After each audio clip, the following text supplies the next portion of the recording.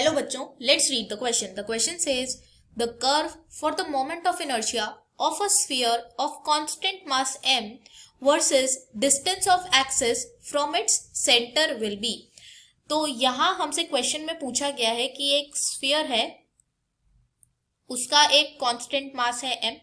अगर हम इसका सेंटर ऑफ मास ये कंसिडर करें इस एक्सिस पे, और हमसे जो पूछा गया है वो पूछा गया curve moment of inertia versus x का, और एक्स कुछ डिस्टेंस पे है फ्रॉम इट्स सेंटर. तो हम मान लेते हैं कि ये जो डिस्टेंस है ये एक्स, ये डिस्टेंस है. तो अगर हम इस पॉइंट P मान ले, हम कि ये एक्सिस को हमने नाम दे दिया P, तो इस पॉइंट P पर मोमेंट ऑफ इनर्शिया होगा m k square plus m x square. के यहाँ रेडियस ऑफ गायरेशन है, रेडियस ऑफ गायरेशन,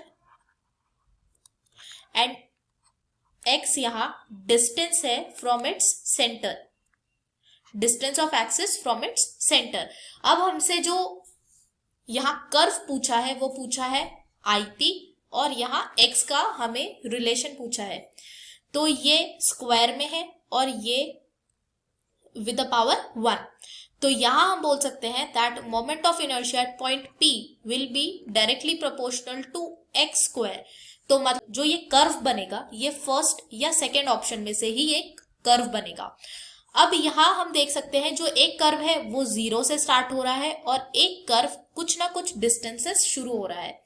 तो हम अगर इक्वेशन में देखें तो इक्वेशन में यहाँ एक कोफिशिएंट गिवन है m k स्क्वायर का. तो मतलब ये जो ग्राफ होगा वो 0 से शुरू नहीं होगा, तो फर्स्ट ऑप्शन हमारा गलत हो जाएगा. तो यहाँ हमारा जो करेक्ट ऑप्शन होगा वो होगा ऑप्शन 2. Ix का ये हमारा करेक्ट ग्राफ बनेगा. I hope you understood this well. Thank you so much. All the best.